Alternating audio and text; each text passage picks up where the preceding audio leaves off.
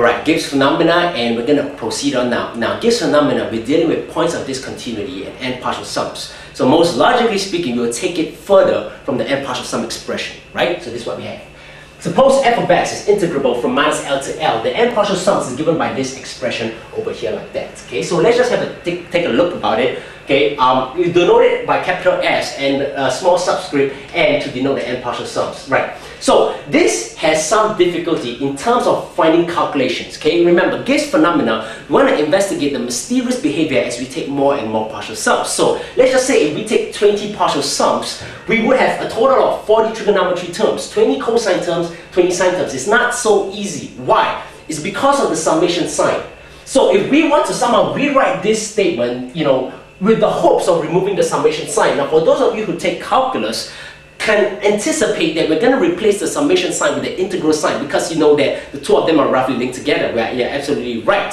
Though I must say that task is not too easy, but it's a task that we're nonetheless going to try. We need to draw properties of trigonometry functions and of complex numbers to rewrite that. So we can rewrite this n partial sum statement in terms of an integral, and you know, hoping that the calculations are easy. So objective number one, remove the summation sign. We need to do that. Objective number two is that we want to maintain generality. What do I mean by that? We want to maintain just a certain function f of x, so that later we can put that function inside and you know really investigate Gibbs phenomena for any function f of x with a point of discontinuity. And as you can also see here, that's why I maintain the Fourier coefficients a0, an, and bn to maintain generality. Right, so let's proceed with it. Okay, now what's the next step? Well, obviously we would want to replace the Fourier coefficients a0, an, and bn with the Fourier coefficients of the function. So that's what I write over here. So this integral, and this integral is equal to the Fourier coefficients respectively. Okay, quite easy step. However, it seems to me that we have stumbled upon another problem. Okay, I'm not sure about you, but this expression over here seems to be more complicated by the first one. What we can do, or what we can try to do, is that we can somehow move the differential quantities dx over here to one side of the equation, right? So you might be tempted to think that let's move the dx over here like so, okay? Now, is that a problem? Well, it's going to be a problem, okay? Basic rules of calculus, and I'm sure many of you know how to integrate sums. We are integrating this integrand in terms of x, and we're not integrating this integrand in terms, this term in terms of x. But if we were to move the dx out over here, we're going to integrate these two terms in terms of x. That cannot be done because this cosine function is written in terms of x. So basically we'll have two different calculations if we move the dx sign over here. Do we want to do that? Yes, we do, because we can factor out some integrals if that can be done. But in terms of rules of calculus, that cannot be done because you know we're going to get a different quantity altogether. Integrating this multiplied by this, or integrating both of them, it's not going to work. Okay, so it seems that you know a stumbling block in front of us because we can't proceed anymore. However, let's just take it one step further. What if I introduce another independent variable other than x, and for convenience sake, let's just call that independent variable t. Okay? Now bear with me because this idea is not too common in whatever you do. I mean high school or even freshman level mathematics, but let's just try. We introduce another independent variable t. Now this function is written in terms of x, right? It's a function f of x, but we can apply the same function to the independent variable t. Okay? Does that make sense? And after that, we can calculate the Fourier coefficients of Bn of this function in terms of t, another independent variable, right? However, we will have two independent variables, right? Our t and x is going to be the same thing. Remember, the function f can be applied to any independent variable. So we apply the function f in terms of t now, so we can calculate the Fourier coefficients in terms of t. But later, okay, we will anticipate again that you see, since it is essentially the same graph, okay, let's just say this graph over here, but in terms of x or t, okay, we would later need to somehow link the two together, okay? Now I know it seems to be a little far-fetched right now, but sometimes we need to take one step back to take two steps forward. So we're going to introduce the independent variable t and calculate the Fourier coefficients, hoping that we can find the connection of x and t later on, okay? Which is very interesting, so let's just proceed on. Now, if I want to calculate the Fourier coefficients a0, an, and bn in terms of t, what I will do is that I will just simply change all the x for the integrals into t. Okay, so basically it will be the ones over here right? And all of them will now become t. Now remember, we're applying the same function. There's no change in that. We're applying the same function. So it'll be t, dt, and dt over here, right? Okay, so now we are progressing because, sorry, that's a t over here. Okay, we are going to integrate in terms of t, but this is a cosine x. So logically, if we put a number over here, x, okay, it's going to affect this value over here. But the good thing is this, that value is going to be a constant. So why? So how does it help us? Now we can move this dt over here like that. However, I'm going to do one step further by moving all the dt quantities, okay? So this dt is going to go out here.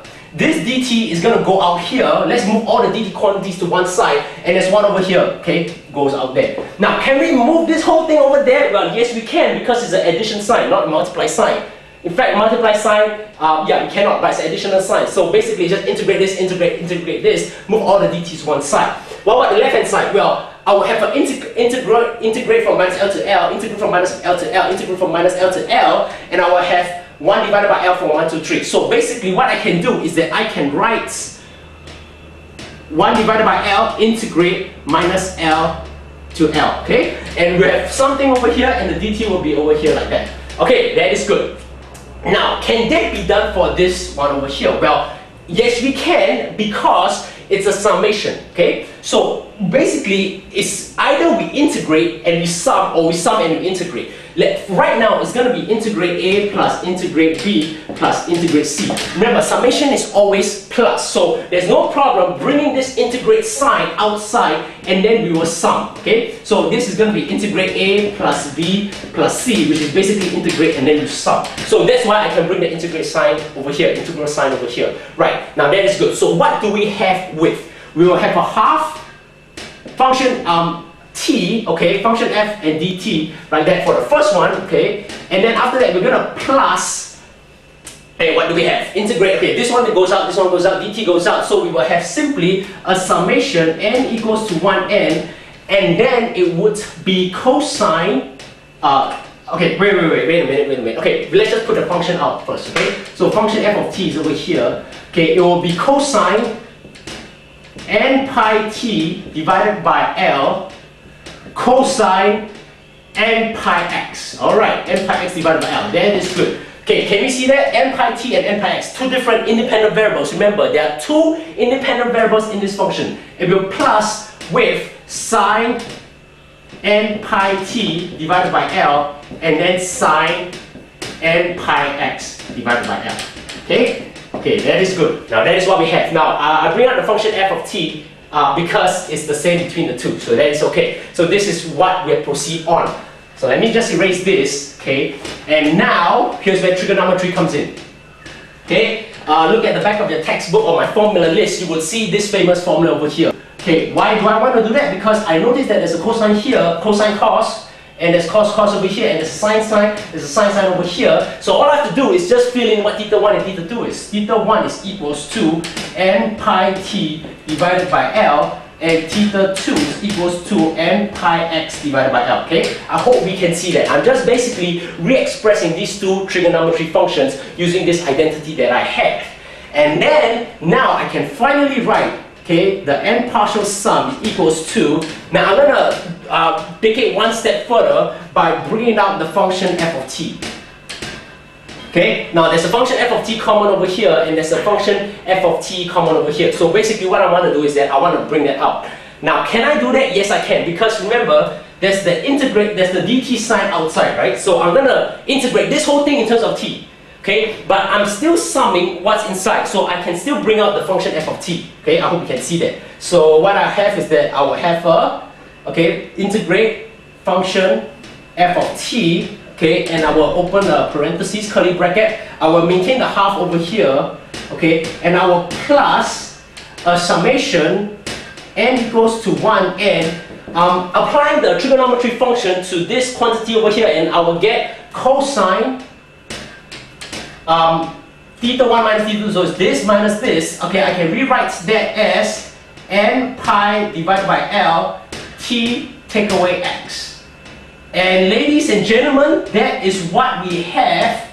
The link between the two independent variables is very nicely come into t minus x. Okay, so that's what I like. Okay, so now this is the first step of the many steps. Okay, let's review what we did. Well, basically we have introduced an independent variable t, hoping that when we graph out, okay, where there's a certain graph, remember f of x is general, can be any function, we can apply to x or t. So hoping that when we proceed on with the calculations, we can find a link between x and t, which is what we did, which is basically t take away x. So later, if we integrate by a substitution, all I need to do is just rewrite t minus x, and I should proceed on somewhere, okay? And this is what we have right now at this point of our analysis, okay? Rewriting the n partial sum to something like this, which is much nicer than the first one over here, okay? But what we need to do is really deal with the t minus x, which is what we're going to do later on. Okay, so like this lesson a lot, and I hope you enjoyed it.